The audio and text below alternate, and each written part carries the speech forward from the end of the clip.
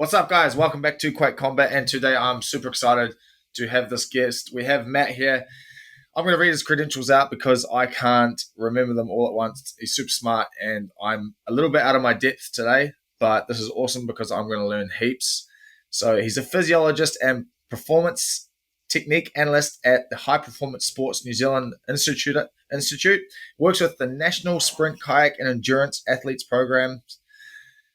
He has a postgrad diploma in Masters in Exercise Science, with his Masters focusing on the role of plasma acidosis on fatigue and high-intensity exercise. Is that it? Yep, that's a mouthful, but you got it, bro. Yeah, yep. That's epic. That's and most importantly, he trains at CKB, and he started his jiu-jitsu journey, who's going to love this, with Master Ben Boyce, who I might actually put on this podcast one day because that'll be worth the chat. Oh, that'll be definitely worth the chat. Him and his dad. Yeah. Senior voice. But anyway, guys, we're going to talk a little bit about a whole lot of stuff to do with periodization and training today. How to manipulate and use stress to your advantage in training. We're going to talk about CO2 tolerance, 80-20 methods, 70-30 methods. Where else are we going to go? Everywhere. But we'll start off with Matt telling us about, I wanted to hear this again about the functional overstress training, or the way you had a different way of saying it. Yeah. So one of the kind of key basic principles to training is the fatigue that you would get from training, and then super compensation after that with the adequate recovery. So it's a general adaptation syndrome, put simply. So there is a requirement to get better to fatigue yourself. But if you have adequate recovery, you super compensate, and that's how you get better. You link those cycles together of fatigue and recovery, and you just incrementally get better. One of the big things is there is obviously a need for fatigue, and it's just how much fatigue is tolerable, and then how much recovery is needed to get out of that kind of hole that you get yourself into with training. And one of the big things is we understand that by virtue of getting that fatigue, you need to keep training to get better. But you can get yourself into a hole where you actually can't bounce back, or your performance decreases. And that's when you're starting to get from functional overreaching, when you're in that fatigue state, where you can still perform, to non-functional overreaching, where you actually transition into a state where you can't perform at the same time. And that's kind of where research is going. I know some of the basic terminology would be overtraining, where you're not actually able to perform. Basically, you're in a state of so much fatigue that you're compromised. So the question is do we need to get into a state of functional overreaching or non-functional overreaching for a certain period of time to super compensate out of that? And that's one of the big questions in exercise physiology and exercise science is, do we actually need that functional overreaching? That's super interesting. So what I want to know is, when you're pushing someone, because I assume you have a certain session where you're going to push them to that functional overreaching, right? Like during their training week or whatever. Where do you draw the line during that session? And is there a point where, like, you might observe your athlete and be like, okay, we got to stop now, because they might have seemed fine at the beginning, but you know how obviously that bodies are like quite unique things, and during the middle of their workout it might just start to crash and their form starts to go. So when you're monitoring them, what is the point where you go, okay, we're going to stop now, or you're like, oh no, they're not pushing hard enough, I know this athlete, they can go further? You know what I mean? Yeah, no, totally, absolutely, and that's such a multifaceted question. It's awesome. So it really boils down, and a lot of what we're going to probably talk about boils down to, what's the end goal? What are you actually trying to achieve with the training, with the overall periodization leading into, say, for example, a fight at the end of that training cycle? So obviously, being able to improve your fitness, like I said, requires fatigue. So there might be, in certain training sessions, periods where you will actually try and push the fatigue so much so that you are starting to lose form, starting to get quite acidic, for example, that acidosis that happens with highly glycolytic or anaerobic activity. then you might be there'll be other times where you actually need to have full recovery so that you can maintain the output that you're trying to achieve. For example, say a sprinter. You have a sprinter who needs to train at really, really high velocities to get better mechanically, and Yep. therefore they'll recover a lot. You'll see sprinters do a 20-meter burst, 50-meter burst, and take up to 10 minutes after that to recover.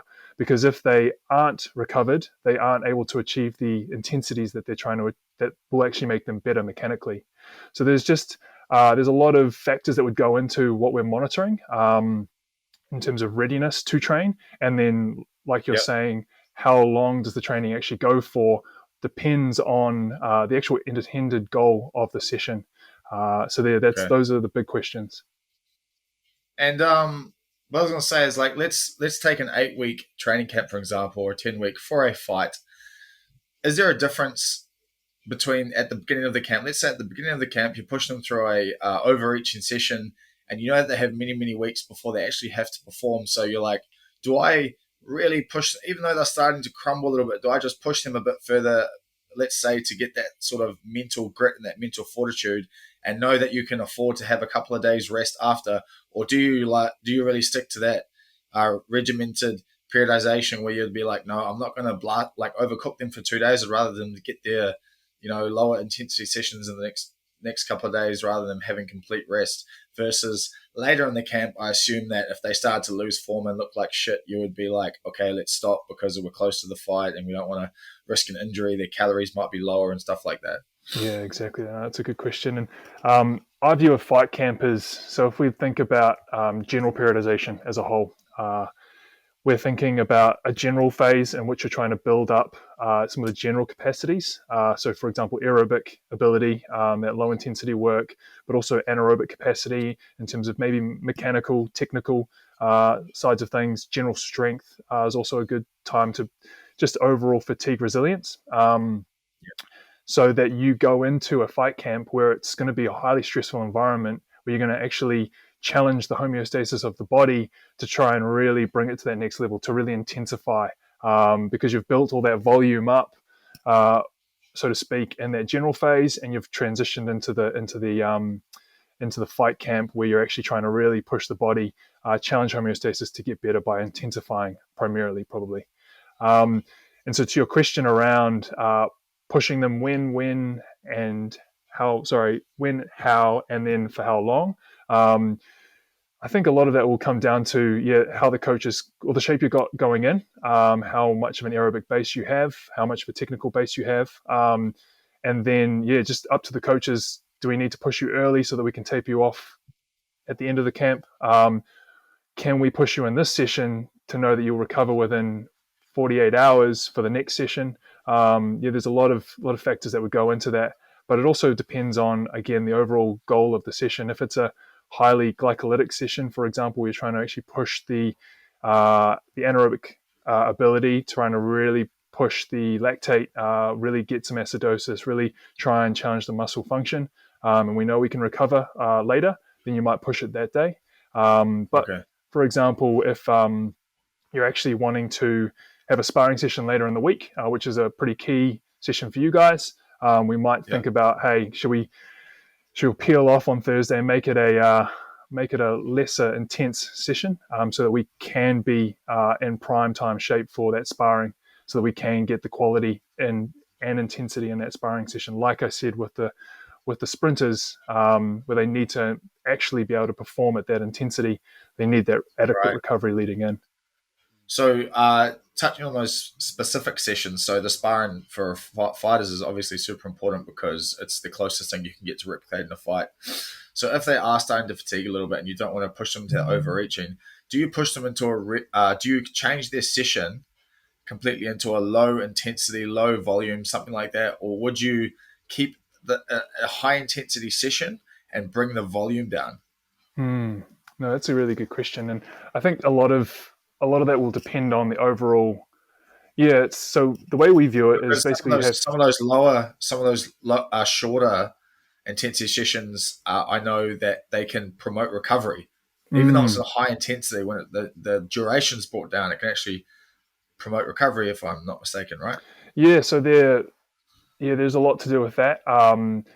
So just to kind of break it down, so you've got like a week of training, and you have throughout that week you have different sessions. You have I know that we've talked about in the past, alactic sessions. You've got glycolytic or lactic capacity sessions. You've Yeah, got low intensity sessions for recovery, but also for aerobic function. Um, so your ability to metabolize fat, your ability to maybe have your mitochondria, which are the powerhouse of the cell, be more efficient, or actually expand the content of those. So each session has its own different place and own different goals, I guess you could say. And in yeah, that sense, you're trying to, with that in mind and the recovery rates from that, you can put it on a pretty general plan for example, knowing that you're going to have to try and work on a lot of those traits throughout the week. We can structure the general week to know that you're going to recover from a session, or you're going to be able to put another session in that won't compromise yeah. your recovery, but still work on those things. So once you've got that full week, then we start to play with it on an individual level. And I know that you guys use as a Morpheus. There's HRV, wellness, A few, even some of us were supposed to, but like, yeah, but yeah, almost. HRVs are really cool for endurance athletes, particularly, and I'd throw fighters into that context where you're doing continuous type work, high intensity type work, low intensity as well. Yeah. HRV is a really cool monitoring tool to help that, and we can start to look at that and see how your recovery is, because, like you said, every individual is different. Every Yeah. individual's experiencing life a different way, whether you're stressed from work or home, whether you're a little bit dehydrated, you're running Right. from a meeting, all of those things do impact on your recoverability. Um, and so that we can have a look at things on a day-to-day basis with your HRV, and then we can start tweaking the overall picture, like I said in the training program, which is based off of a lot of really cool science and ideas, but might need tweaks throughout the week. So yeah. So I know we spoke the other day on our phone call about you mentioned that HRV can fluctuate depending on anxiety or anticipation for a harder session or something like that. How would you know? For instance, like Hmm. your athlete in the morning, you get them to do HRV when they wake up, Yep. and okay, so if I woke up in the morning, I knew something like sparring was coming, right? Saturday morning, I'm like, oh yeah, I can't wait. My HRV might change. Which way would that change? In anticipation, like if I'm eager and excited, do you have like an answer to like, would it go low? Would it go high? Or Yeah. is So it dependent? general. Is it So dependent on me? Yeah, so I guess it. So when we break down the HRV, it's that measure of the autonomic nervous system, which, put simply, two branches: the sympathetic and then the parasympathetic branches of the autonomic nervous system. So sympathetic, as most people know by now, is that fight or flight response. Yeah, Parasympathetic being that rest and digest. So fight or flight, we're upregulating things like your heart rate, things like vasodilation to try and get blood flow or restriction in certain areas to get blood flow to the muscles, the working muscles, so that we can perform, we can get oxygen to them. It can change hormonal balance to try and make sure that we can liberate some of the energy substrate that you have available. yeah, So it's just getting you ready to perform. So I would assume that if you're anticipating a high intensity bout or a fight, for example, in sparring or spider, yeah, you're gearing up for that flight or fight response, and that will start early. We all know about pre-race nerves or pre-fight nerves. yeah. We associate that to the adrenaline. Um, yeah, basically, your body's getting ready to fight or flight. So you would expect, given that, potentially for a big one-off bout, for example, or a high intensity session that you're nervous about, that your HRV would potentially decrease. And we see that a lot in training, but then also leading up to a race, for example, or a bout. In that taper period where volume, which is generally helping low intensity volume, which is helping our parasympathetic nervous system reactivate quickly after exercise. When you're Yeah. reducing that volume, you can often see, especially leading into a fight, with the anticipation and the reduction in volume, HRV can start to decline over the taper. And a lot of people would misinterpret that as being a negative thing. But it's actually a natural Right. response to getting ready to fight. Yeah. Okay. So where do I make my decision. Like, do I look at that and go, oh shit, my HRV is really low. I need to do a lower intensity session today, or maybe I need a rest, or I'm like, oh, I'm just, got the pre-fight jitters, or I'm like looking forward to this long session. Is that solely dependent on how I feel? Yeah, so that a lot of that comes down, and this is how we utilize HRV based off of some of the work of Dr. Dan Plews, who did a lot of his work with New Zealand rowing and has continued on and released or published a lot of papers on this particular subject. And we, through Dan's work, have looked at an overall sort of picture of the last 7-day average. So we're taking into account kind of what state you've been in over the last 7 days. Yeah. So you have a rolling average and then we relate that to your overall smallest worthwhile change or your normal band. Okay. And then, so if we're knowing that your normal is between here and here, and over the last 7 days you've trended down, we know that there's been a majority of days within that last 7 days that are lower to create that decreasing average. And once it breaks that band of your normal, we know that on average over the last 7 days, you've actually been going down and down and down below your normal range. Okay. And that's when we would start to see that overall fatigue starting to build up. Okay. Yeah, so that. Yeah. Yeah, and then the next element is on the day-to-day basis, how do you make decisions on your one-off HRV? So with that overall 7-day average, we're looking at that probably the most. But then on the day-to-day basis, we're looking at how big a variation you have between your days. So if you're up and then down and then up and then down, skyscraper kind of sort of situation, we would probably say that you're not dealing with stress as well as if you were having smaller variation between your individual day measures. So if you're seeing a decreasing trend and you're seeing an increase in those individual day variations, I'd probably say you're having a maladapted period where you're not handling the overall stress as well as you probably could. Man, that's super interesting, actually. Now I think about that, because there's been sessions, and always before a session like sparring or something like that, and my HRV has been low. I've been like, oh man, I'm not supposed to do this. But then I've had like a banger sparring session. Like, I've just been in the zone. I've seen everything. I just came out, and I came out the other side of it feeling amazing. Like, I was barely tired during it. So that is that explains that for me. That's cool. Yeah, no, and that's the big thing about HRV and interpreting it on single day-to-day measures. And I think it's really important to understand, in the training plan, what the different goals are for the training, and then that effect on your HRV. So I know we've talked about offline, sort of a low intensity session might actually increase your HRV afterwards, whereas a higher intensity session, depending on the intensity and maybe the metabolic buildup of that intense session. So, for example, a highly anaerobic or a high VO2 max session, it might take you up to 72 hours for it to come back to a normal range because it decreases so much. So you're constantly watching in the context of the training that you're doing and the training that you're getting ready for. Like you said, you're anticipating a fight in a sparring session, so you're going to want to have your fight or flight system pretty highly revved up, but not chronically turned on all the time. And that's why we look at that 7-day rolling average. So when you, let's say you put one of your athletes, your Olympians, through a VO2 max session, and you say that they do need like potentially 72 hours of recovery after that for their HRV to return to its baseline average for that individual athlete. Mm-hmm.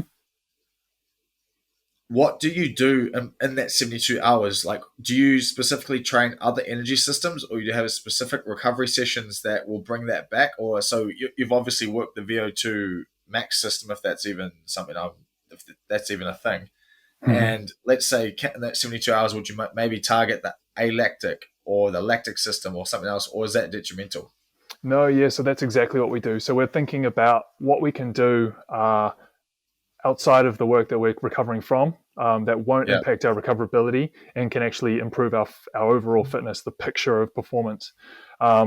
So, for example, we would do in a traditional model, you do probably 2 key sessions a week. Those are higher intensity sessions or longer duration, moderate sessions. So in that yellow zone, if we're thinking about the green, yellow, red, the 3-zone model Okay.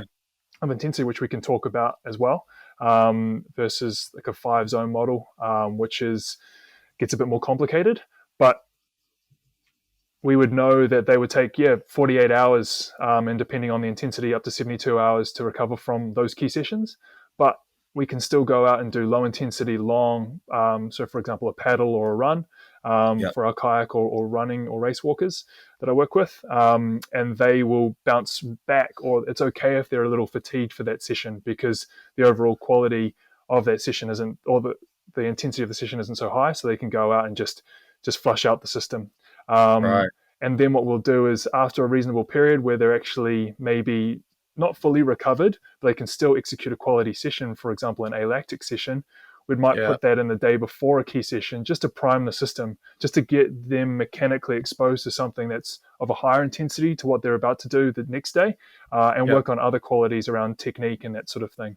So yeah, you can sequence things within a week, to basically better your overall picture, but Okay. allow you not to compromise those key sessions, whether it's a longer session or a higher intensity session throughout the week. Mm. So how do you determine? Because I remember I did a course and I read some papers on.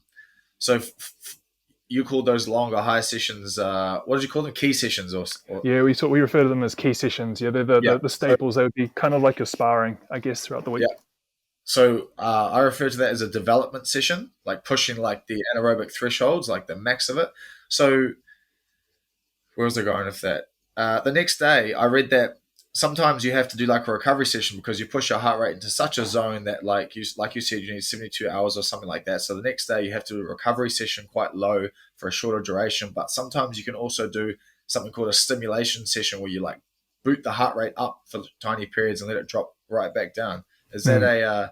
how do you determine when to do the stimulation versus just doing pure recovery? Would that be entirely HRV based, or would that be based on the night's output, the previous day's output in that hard session?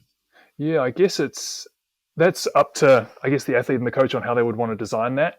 But we would, so for example, after our key sessions, our development type sessions where we know we're going hard or going hard and long, um, we often would put a low intensity session the next day.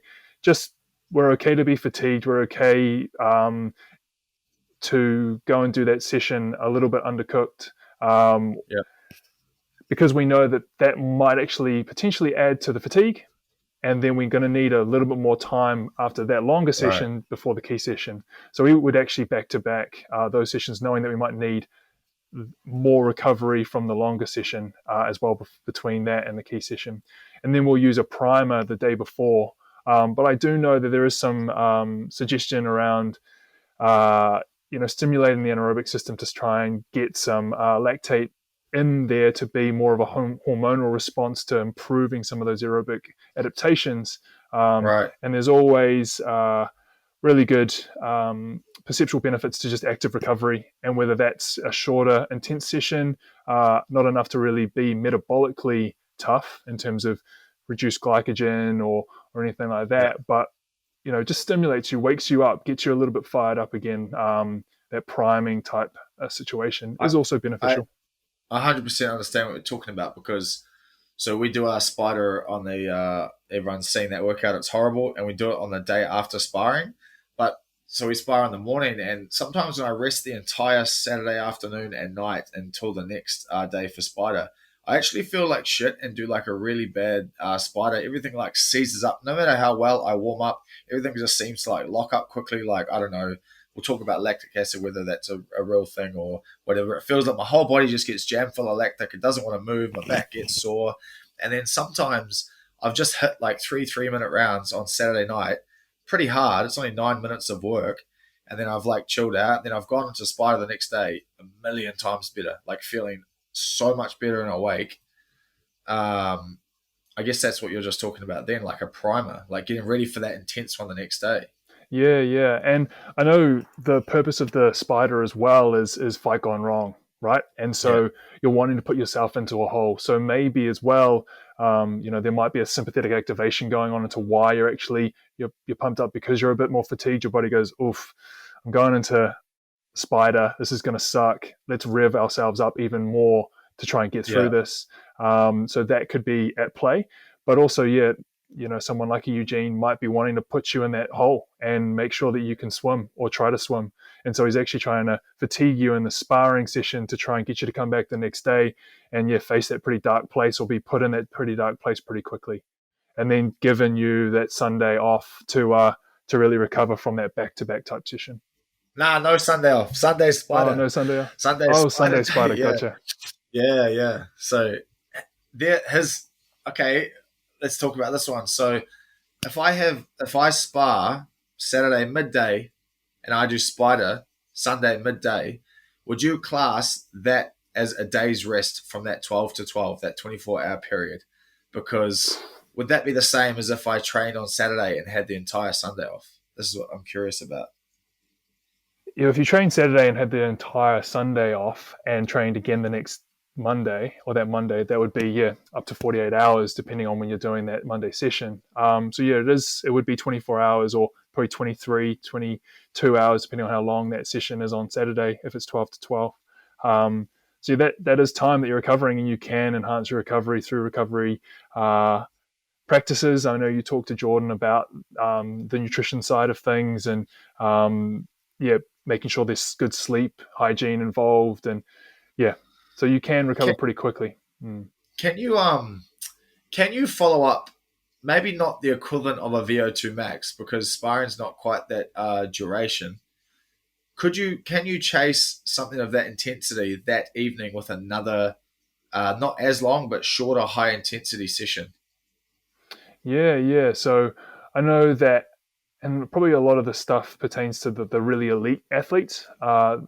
Overall, there's generally, we talk about the 80-20 rule. We talk about having low intensity being a majority of your week, but there are certain people that we might need to break the rules on to get that next bump. So, Yeah. for example, what you guys do in terms of being on the elite side of fighting, we might have to push the boundary and break some rules in terms of making sure you are in that sort of functionally overreached or that fatigued state before we expose you to something else, just to really push the stress on you, because the typical traditional model might not work for you. So I know, Right. for example, there might be I know athletes that would do a VO2 session in the morning in their chosen modality. So, for example, it could be cycling, it could be paddling, it could be running, and then in the afternoon do it on a cycle, on a bike as well, just to get that double dose. But they're extremely well trained with training backgrounds of 10, 15 years, And and they they're need all year round conditioned, probably. all Like they year live round a very condition. good lifestyle. Yeah, definitely. And there will be periods of rest and recovery, times off after seasons, and they will Yeah. have put in a good foundation before they've, of low intensity work of building overall volume of general strength before they start to really play with those variables. Okay. But yeah, there's some really cool stuff out there where you can start to tweak and play. And like you said, do double sessions as long as you know what their intended goal is to really Yeah. put yourself under that state of fatigue. And then you're going to get that, if you need, requisite rest afterwards. Man, that's good to know. So this is another interesting question for me. This is all HIV related as well. Is how do you get how do you start your average baseline HRV? So, because for instance, after a fight, a lot of people, tend to rest and blow up and not train so much, and they lose a lot of fitness, conditioning, stuff like that, and they come back into camp, maybe pre-camp, usually just camp, and they do their first couple of sessions, and they take the HRV, and it's obviously dog shit because they're unfit, they're unconditioned, so it's going to be very low. And then they take it for that whole week, but they're continuing to train. Mm. So I assume their HRV average is very, very low Mm-hmm. when it should be a lot higher. So prior to that camp, should you take your HRV every day, even if you're not working out, to get like a mean? Yeah, totally. So we try and get our athletes to take it all year round, in rest and in training. Okay. but there will be pretty massive changes. The cardiovascular system is one of the quickest to adapt, but also de-adapt. So you will see pretty steep. Some people will see massive plunges in their HRV after a big peak. Some people might see a massive spike in their HRV after a big peak. So what we actually look for is we want someone to go through a couple weeks of just baseline training to get themselves into a physiological stable state. And then we'll take about 2 or 3 weeks worth of data from that stable state where they kind of hit a nice baseline worth of volume and intensity. And then we get that picture, and then we start to play with the volume. We start to play with the intensity and look at the changes. So yeah, it's like an overall baseline based on that physiological stable period after Right. about 3 or 4 weeks of training, generally about So you 3 weeks. so you'll recommend maybe taking a couple of weeks of HRV and doing some like moderate preparation for your fight camp before you come into camp, doing like a little pre-camp, Yeah, definitely. I mean, I know in or just stay looking, fit. yeah, just staying fit is also Yeah, really important. And can have flow-on effects. It's good to get recovery. Definitely yeah, good to get recovery, mentally, physiologically. But yeah, a little period before you go into an intense training camp, for example. I know in one of your sort of day in the life of videos on your YouTube channel, you kind of talked oh about some yeah, of the stuff you did eating in a pies. pre-camp, and just flow grappling, or you're just going out and doing some green zone stuff, doing a lot of technique based work just to lay the foundation. And you'll Yeah. get to a point, 2 or 3 weeks, where your body just goes, all right, I'm used to this normal now. And then that's the period where you can start to get that baseline HRV. Then you go into a fight camp and go, okay, well, what's the HRV going to go from here? And that's when we start to look at it more in depthly, I guess. It's once they actually get out of Okay. that general phase. Alrighty. And so my next question. Sorry, I'm bombing you with some heavy ones at the moment because this is Oh, answering good. quite a few years of wondering for me. Uh, in a single week during a or just in life, how many energy systems can you train in a week? Do I'm assuming you only probably want to do like one VO2 max a week, maybe two max or something like that. But can I chop and change energy systems daily, or do I have to periodize and block energy systems? So would I have to block 2 to 4 weeks or 2 to 4 weeks of like lactic and then move on to alactic? Or can I go lactic, alactic, lactic power, boom, boom, boom, all like 5, 6 days in a week? No, that's a good question. And when we talk about energy systems, we're really talking about intensity. So the alactic system being sort of the system that you can access over the first sort of 5 to 10 seconds, really high powered. It's kind of the free energy that you talk about. You hear where it's not really building up that lactic acid in a Yeah. historic sense. And like you said, we can separate those two out between lactate and the acidosis. Um, and then once you get beyond that sort of 10, you get into that sort of 30, 40 high intensity above your VO2 max intensity, you're building up a lot of anaerobic glycolysis. So that's that other branch of the anaerobic system. Um, and then as you progress longer and longer and lower intensity, the aerobic system is really taking on as a higher contributor to that overall energy supply. So yeah, lower intensity, really low anaerobic contribution, high aerobic. As you increase the intensity, you start to bring in the anaerobic system and at higher rates of your aerobic capacity. But yeah, really, when we talk about energy systems, we're talking about sort of the intensity that you can achieve in that sort of effort. And so when you talk about training them all throughout the week, we're thinking about low intensity, more aerobic based exercise, low intensity, Yeah. even up to moderate intensity, up to VO2 max. So that red zone is all aerobic, but we're starting to see a higher anaerobic input, I guess, to that energy supply. Then we have the alactic system, which is beyond our ability to kind of bring in oxygen. And so we're training all of these different intensities throughout the week. And that's where training intensity distribution has come in as a concept for trying to look at the overall week. How much percent do you work on the higher intensity stuff? How much work do you put on the lower intensity stuff? Yeah. even how do we look at strength training? How much do we need to develop strength? Then transition to power.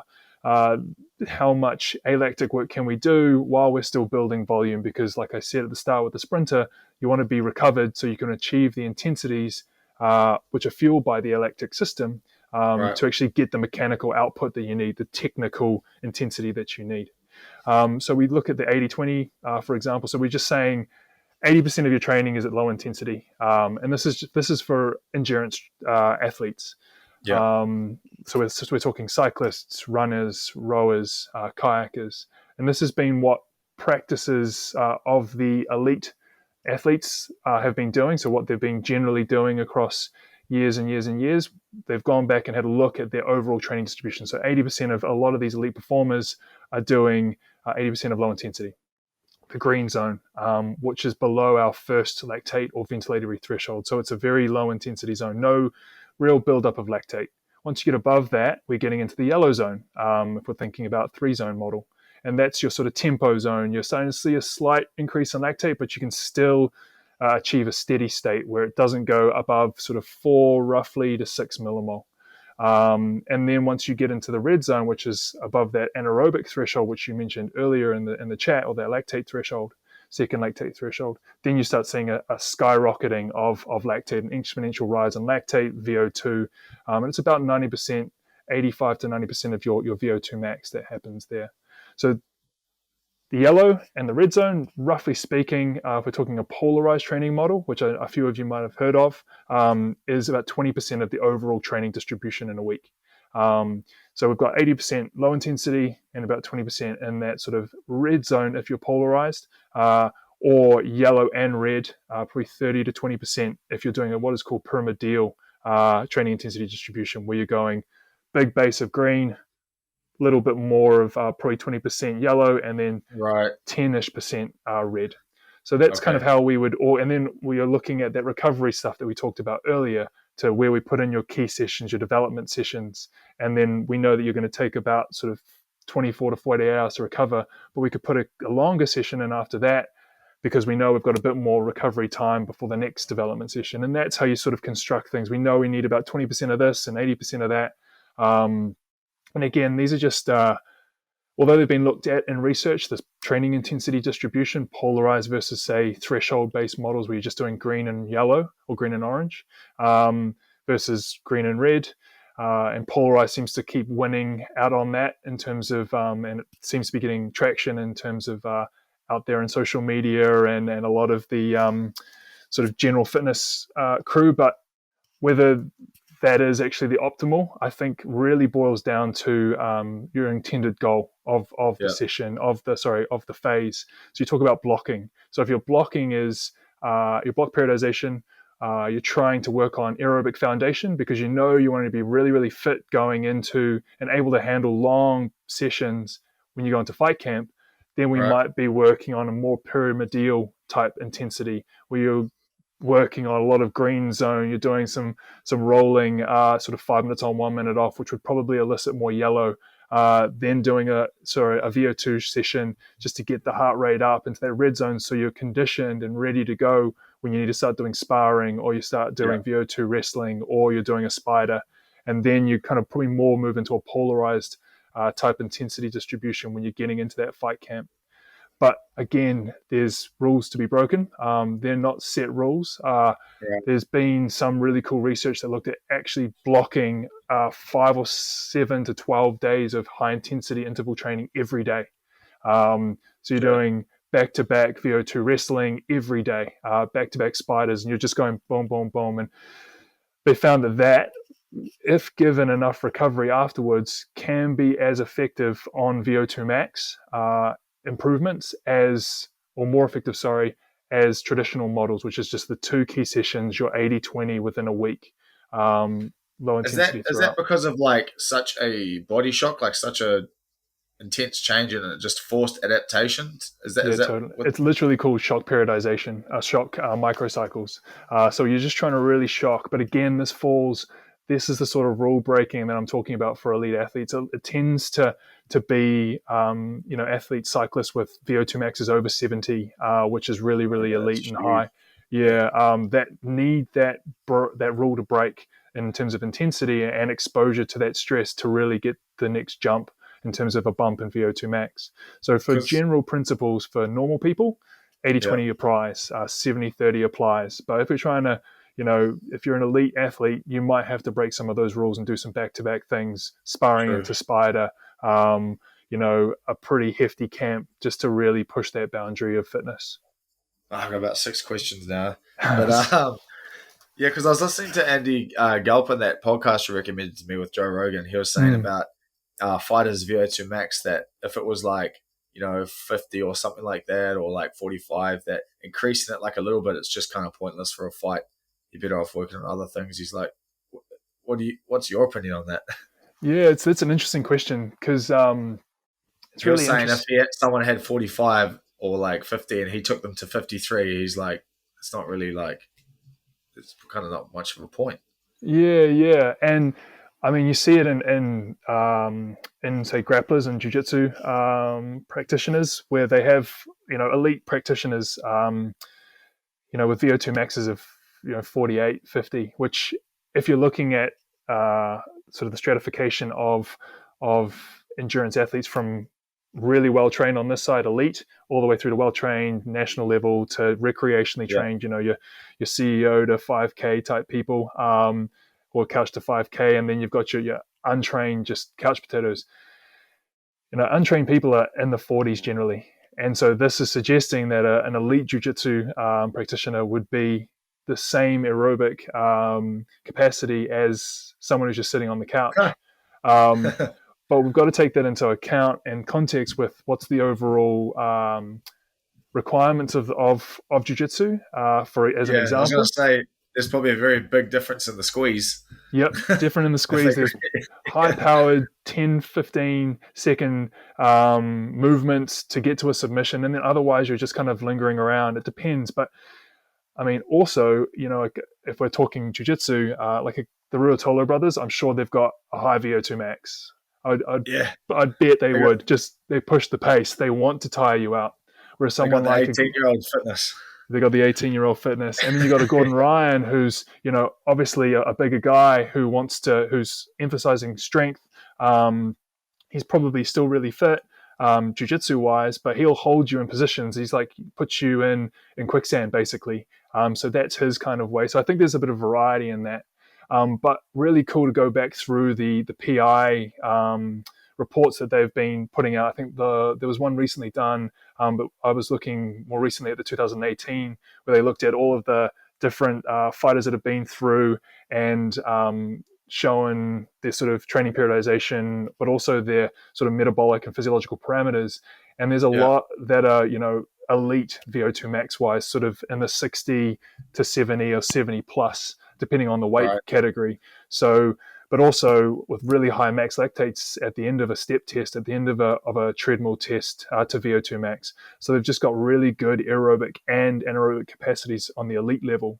So yeah, I agree with Andy. They're depending on the type of fight, depending on the type of fighter, you might bump their VO2 max up X, but in the scheme of things, they might be better off working on something else. But I would Yeah, also argue that you still have to have a pretty good tank and for sure. engine to last 25 minutes or a 15-minute fight, especially against you where you're trying to push the pace.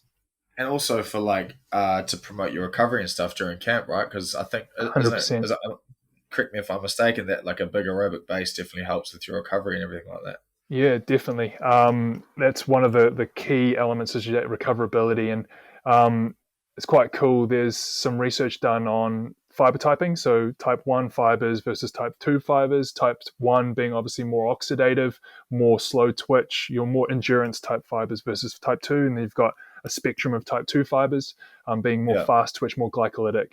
And what they've found is that people with higher athletes with higher type 1 fibers recovered faster from a sprint interval training session than those with type 2 fibers yeah. predominantly, more Okay. so, as well as in high volume training phases, they recovered faster and weren't as functionally or non-functionally overreached if they were more type 1 dominant than type 2 dominant. So yeah, I think being more aerobically inclined, improving your aerobic capacity, improving the aerobic ability of your muscle fibers would benefit from a recovery standpoint. Yeah. But then you're balancing that with not wanting to shut down your anaerobic engine, which is really important to jump to that submission, to really blitz someone and just get inside quickly and hit them with that knockout punch, or Okay. the fight actually starts to rev up over the last round, to be able to actually call on those anaerobic reserves above your aerobic capacity is really important too. Sheesh, I'm not gonna lie, I just hung on there to all that. But and so to go back to just before I was speaking about VO2 and how you can chop and change those sessions during the week. So would you recommend having like blocking your training in specific I don't know, for example, working on your lactic tolerance for a few weeks and then moving on to something else, or would you just like say chip away at each of them each week? Yeah, so I guess it's dependent on how long you've got, what And sort of. also, sorry, dependent on the athlete, right? So obviously, some athletes are a lot more. I don't know if this is the correct term, alactic than others. Some of them are like diesel engines. Like Mhm. my friend BJ Bland, who trains with us at the gym, he's got like the most monstrous diesel engine you ever come across. He just keeps ticking and ticking and ticking at the same pace. Like his heart rate will be up high, like 170 on 80, but he's just rolling. Doesn't look tired at all. Mm. Um, and the alactic workouts we do, they really affect him. Like he says he's really tired the next day after them. When I do alactic workouts, I'm sweet. Like I feel like I'm like, this one maybe isn't for me. I should be doing like the lactic or something else, you know? Yeah. No, so and I know I've just kind of talked about the type 1 fibers and how having a better contribution of that in your overall makeup would help with your recovery. But also, if you don't have a high anaerobic capacity, you could in those alactic sessions or in a glycolytic or lactic capacity session, you could be actually using a higher percentage of your really small, for example, your friend, the diesel engine, he might have a small anaerobic capacity. And so he's actually operating at a really high percentage of his anaerobic capacity, which would be super Right. tough.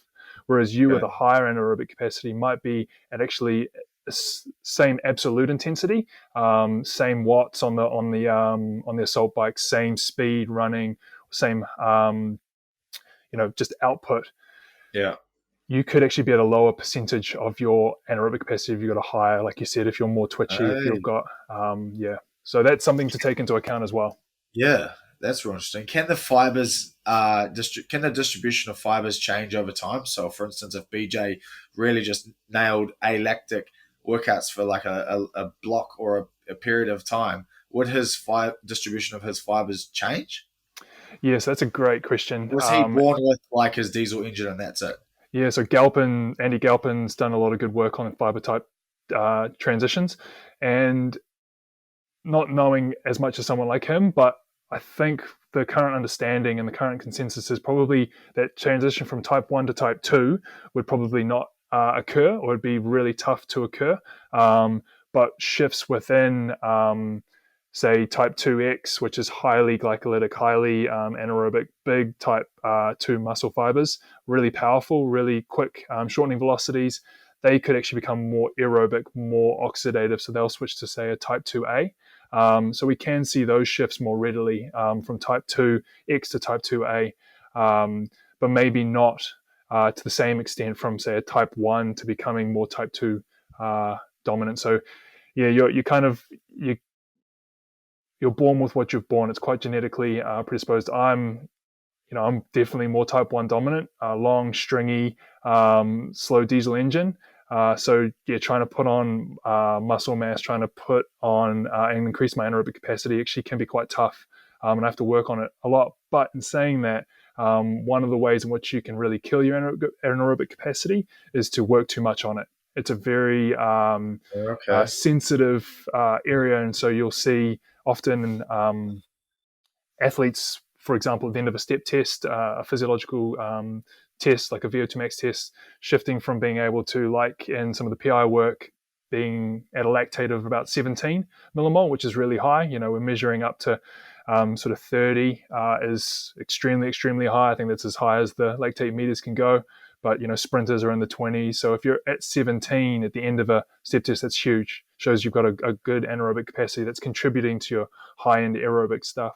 But we can So see with overtraining that can come down, and we're just wanting to okay. not have the anaerobic system come down too much. Otherwise, you're going to get into that fight, and as soon as the you can do it all along, but as soon as the pressure comes on, you just won't have it.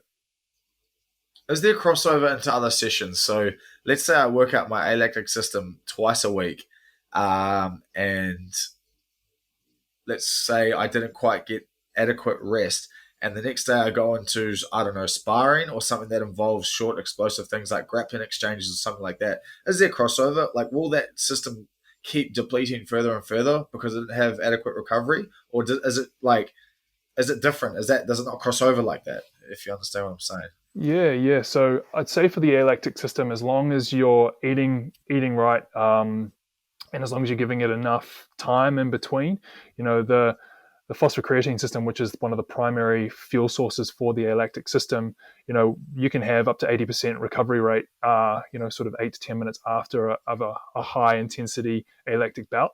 So that's why you'd probably want longer recoveries for an alactic capacity session, if that's or a sprint session, speed session, so that you can have that output be high and have that recovery being at least 80%. So you've got your stores basically fully recovered. But yeah, glycogen is a separate store, which is your main sort of stored fuel source of carbohydrate, which would fuel your high intensity type bouts. So one of the key potential reasons for some people to overtrain is they go into pretty severe glycogen depletion, Right. with lots of repeated, either longer duration. They're going, upwards of 2 hours or more, multiple times a day, and just constantly and not eating, or as Geordie said, not having that adequate carbohydrate refueling, which Yeah. you need for the high intensity type work, or you're doing high intensity work over and over and over again. You're not getting that refueling, and that will be suppressed and won't actually recover if you don't pay enough time and effort to it. Eating within sort of an hour or so, there's that first initial glycogen replenishment sort of zone, which is pretty quickly after a session, and then throughout the next sort of 24 to 48 hours. So yeah, that's one thing that you're saying. Back-to-back sessions, you might be glycogen depleted. Okay. Man, that's good. So if is it better off for an athlete to, if they're working we'll just refer to it as an energy system. If I was working a specific energy system in my training session, am I better off to just fully focus? Let's say that workout takes an hour. Do I just focus on that hour and really burn that system? And then let's say I have to do some skill work or something like that afterwards. Should I go into that afterwards, or am I going to potentially go into the recovery debt and cause some detrimental effects on my nervous system, or should I just incorporate this required skill work into that uh, energy system workout? Yeah, and it's another really complicated question, especially in the context of fighting. It's always this. It depends. So, I if the understand it's very unexplored and stuff like that, but you're gonna sap your brain while I have you on here. No, that's cool, man. And I put a lot of thought into this. And yeah, it's an interesting one. Again, what's the end goal? Is the end goal that technical component, and the execution of that technique? Then you'd want to do that probably under rested conditions. If you want to do that under fatigue, you could front load.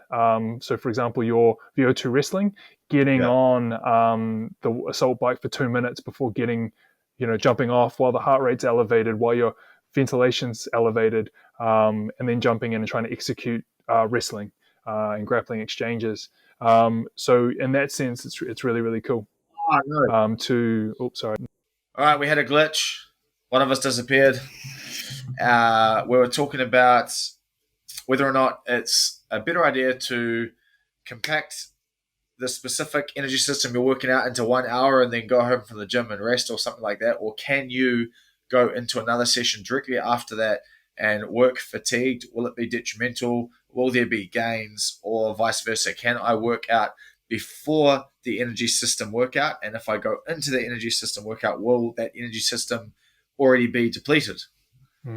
Yeah, and so to follow on with with what I was saying about the VO2 wrestling. So a lot of what we do as well is we work towards a specific type of a session. So we're wanting to try and get you in the same situation or specific situation to what you're going to actually be doing in a fight. So if we can start to replicate the energy system that you're going to try and target into a fight type scenario. So for example, your VO2 wrestling is a really good one in terms of you're trying to get that physiological response, that energy system that you're working on, whilst working on something specific. Spider's the same. You're working on specific drills. Sparring is obviously the most specific that you can get to. So you're trying to work from general to specific. So to answer your question, I think it, again, depends on the time of year, depends on what you're trying to do in terms of, are you working generally? So can you get green zone stuff done while grappling? Can you get green zone work done at the right intensity, so you're not breaching into that yellow zone or red Right. zone? Hitting pads. Sometimes it might just be that you're so tired that you do anything and your heart rate's going to spike, Yeah. and so you might just need to go and bike ride or run to get that green zone Yeah. in.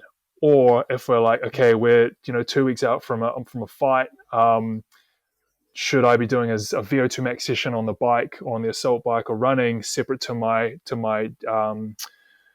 fighting sessions? Was like, actually, maybe you can just do them both at the same time, get Yeah. the right physiological response, and actually work on execution of your techniques at the intensity that you would be in fighting anyway. So it's that, what are you working on? What are you trying to work on? Where in the year are you at? Are you working generally? Are you working specifically? How far out you got from a camp, or how far out from a fight? Those sorts of questions I'd probably be asking.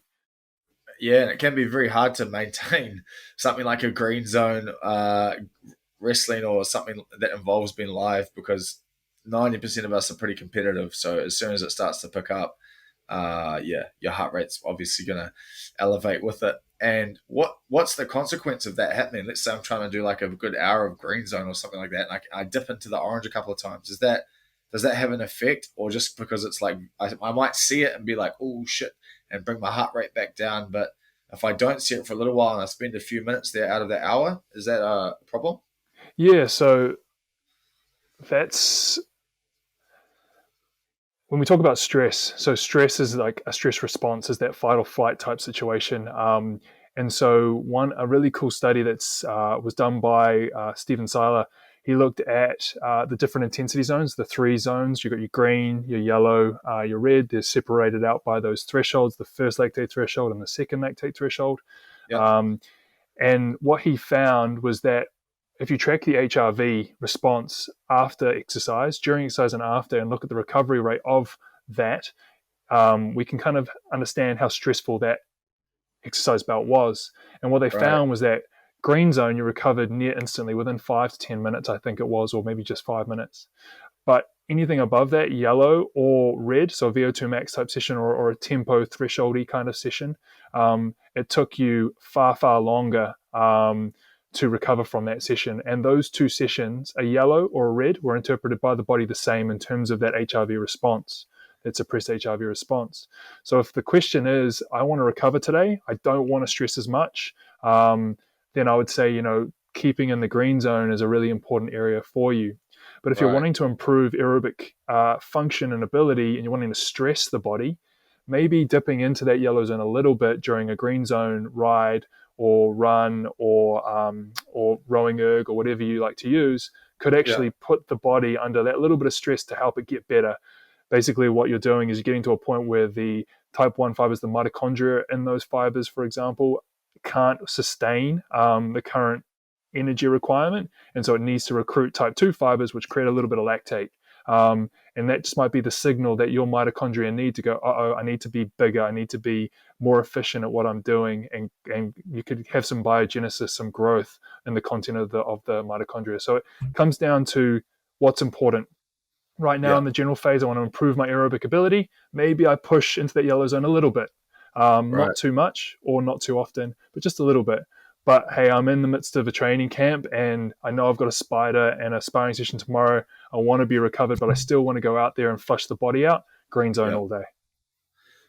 Okay. And so, is this true or false? So, I was listening to a book by Ben Greenfield, Beyond Training, Mm-hmm. and he was saying that if you if I'm assuming if you're a conditioned trained athlete and you're at the elite level, sometimes you can just dip into the red a couple of times in a session, a couple of times a week. You don't have to spend prolonged periods there, and that will like maintain a very good level of fitness and VO2 max. And I also did another course on breathing. It was Oxygen Advantage by Patrick McKeown, and there was a study in there that I'll have to send you, and I'll probably have to link it in here because I'm talking about it. It was about a form of breath holds that can help maintain VO2 max if you're injured or something like that. But not really about that, about the previous bit about Ben Greenfield's statement. Is that true? Yeah, it's a really cool area, that maintenance of adaptation. And we can actually fold back in on one of your earlier questions around, do we block training where we just work on one thing and then we can move on to the other? So there's this concept called training residuals, where you're working on something and you're building up that fitness in that area. And the residual is, if you stop that thing, how long will you be able to maintain it, or to what extent do you need to stimulate it to maintain it? So there's been some really cool work, and some of the stuff was kind of pulled together back in the 90s. So stuff done in the late 80s, and it's still really pertinent today, looking at maintenance of adaptation, and particularly VO2 max. So you can maintain VO2 max even with 90% drops in volume, 70-90% drops in overall volume, Wow.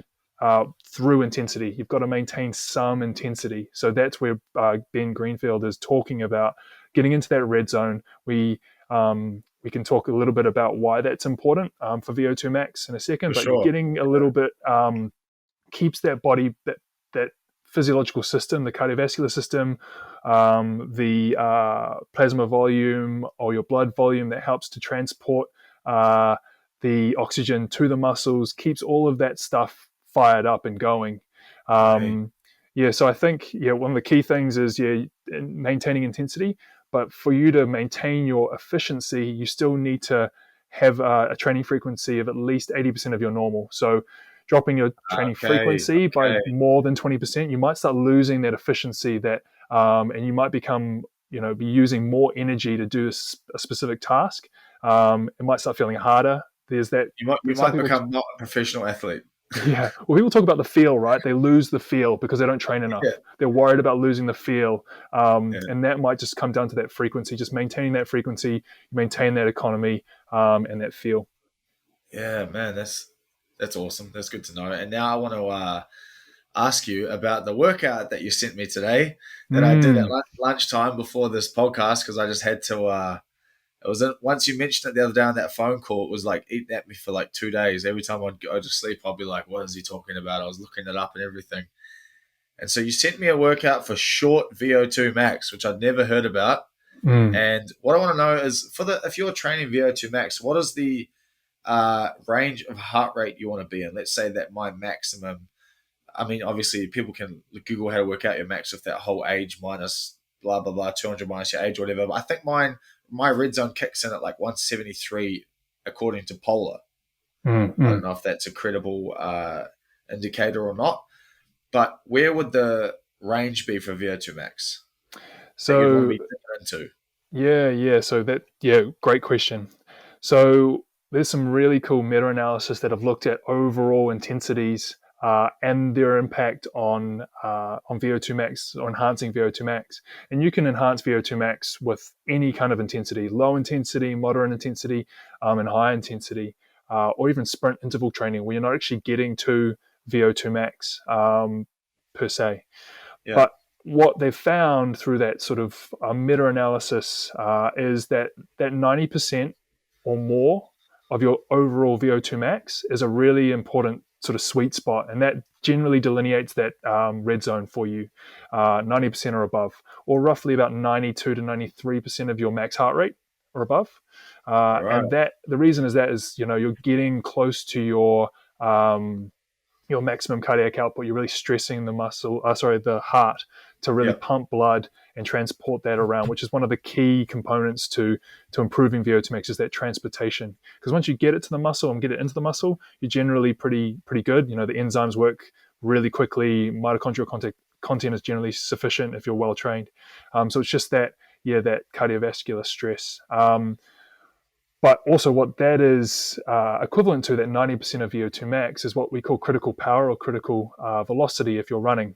And that's basically the maximum amount of steady state that you can achieve. So if you were going at, say, 80% of VO2 max, 70% of VO2 max, you'll have a change from the start of the exercise, but then you'll start to plateau in terms of lactate, in terms of VO2, in terms of heart rate. You can generally achieve a steady state, a plateau.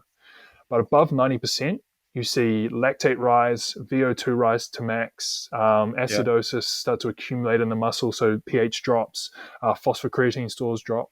So there's this unsteady state condition above 90% of VO2 max. And if you keep going, if you just, no matter above 90%, 91, 92, 98, 100, if you just keep going at that intensity, you would hit max VO2, you'd hit max lactate, you would fatigue. So those are really interesting physiological changes between that steady state and that point in which you kind of just take off.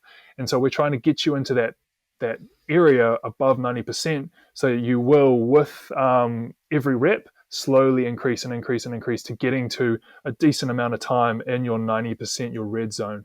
And we generally look at that 90% or that red zone time over the whole session as a key metric for improving VO2 max, or the overall objective of the session. Man, this is epic. I'm very glad you're ours. You're a smart man. Matt, so far we've dipped over an hour, which is definitely my longest podcast. So I'm gonna cap it there and not give away too many more secrets that I feel like Matt knows, because he's got some very, very useful knowledge that I think is very, very transferable to MMA. So that is very generous of you to give that all to us, and I guess give everybody else that is watching, my audience. So I thank you for that, bro, and I thank you for coming on and telling us that. Do you have anything you'd like to add? No, man, it's just a privilege to be on this, man. I've been a big fan, and it's just been so cool to be part of the CKB community. And you're just happy to help out, and yeah, big fight sports fan. So if I can lend a hand, then I'm happy to do it. I'm sure definitely the privilege was not yours. That was ours. Anyone that is slightly involved in MMA, from beginner to professional, or people that are just involved in other sports, that was so beneficial for them. In fact, I kind of want to chop up chunks of this podcast and just keep it for myself and my team. But just a random question at the end. With the kayakers, I don't know. So obviously with MMA, you utilize your entire body. And I mean your entire body, from your little toe to like your bicep, like everything is used in a fight. With kayaking, you know how predominantly, I'm assuming it's like a lot of it is upper body, core, arms and stuff like that. Do you have them run and do any sort of like fitness with the other body, or do you just really focus on these specific muscles and, I guess their trunk that they're going to use? Or like what I'm trying to say is, like, if they go for a run, I'm assuming that gain in cardiac output is beneficial for their kayaking store, even though they're using their legs. That sounds like probably, now I said it sounds like a dumbass question, but no, it's a brilliant question. And you answered your own question in terms of, so we would do that to enhance their central adaptation. So their cardiovascular system, getting that heart rate up whilst recovering or resting their prime movers for kayaking. So their upper body, their core, leg drive is still important in kayak. right. Without leg drive, overall watts will be down 20 to 30%. So they do use their whole body to kayak. But it's good to get that variety because they train massive volumes, same as most endurance athletes. So to be able to continually stress the body without compromising their key sessions because they're paddling too much, they can jump on the bike and get a similar cardiovascular stress. Cool. Yeah, so it's a cool way to increase volume without jeopardizing their overall kayaking ability. Now I think about it, their abductors are probably ruthless from just bracing against the side of the kayak like all the time. Like, I'm assuming the legs do that, just go dong. That's what I do when I kayak. When I used to do a tiny bit of whitewater kayaking, my whole body would seize up and I'd freak out going down. Yeah. Anyway, guys, that was the best chat. I love that. My brain's buzzing, and I'm probably going to have to go for a walk and think about it. I'm going to put all Matt's social media tags, Matt Mildenhall. I'm going to put them all here so you guys can follow him, speak to him if he wants to speak back to you. And what a pleasure. I thank you again, bro. Thank you.